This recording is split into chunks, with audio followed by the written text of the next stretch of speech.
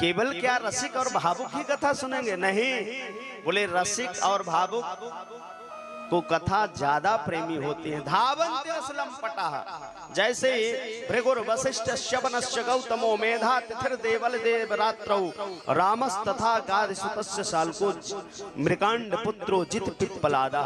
जैसे इस बात का पता लगा कि हरिद्वार के पावन तट पे कथा हो रही, तो बोले धावन्ती रसलम पटा।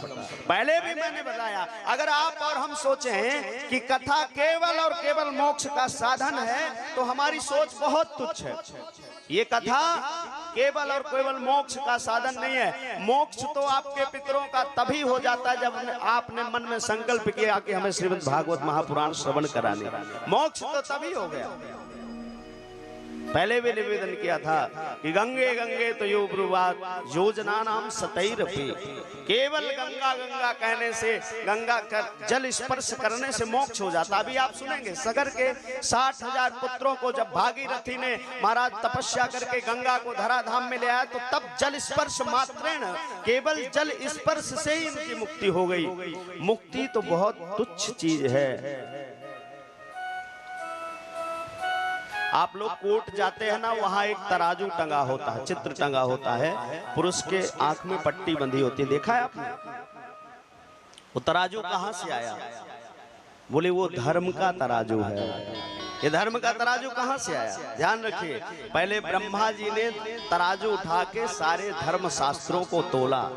लघुन्यानानि जातानि, ये मन की बात नहीं है, महात्म्य में पढ़िएगा, भागवत के महात्म्य में पढ़िएगा। लघुन्यानानि जातानि इदम गौरवेण महत्तदा विस्मयम सर्वे ऋषिगणम परमम ययुः। एक बार ब्रह्मा जी ने समस्त शास्त्रों को रखा और दूसरी तरफ महाराज समस्त शास्त्रों को रखा और एक तरफ भागवत रखा, तो भागवत का पलड़ा भारी है। इसलिए महाराज कहते हैं कि इसलिए उसको कहा गया महाराज धर्म का तराजू है।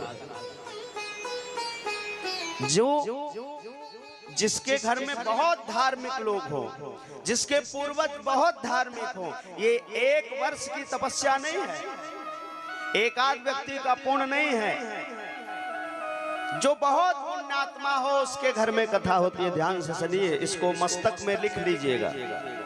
जिसके घर में 4-6 पीढ़ियों की बड़ी पुण्य हो, उसके यहाँ कथा होती है, और वो भी अधिक मास में अगर कथा हो जाए तो समझना प्रभु साक्षात भगवान की विशेष कृपा है।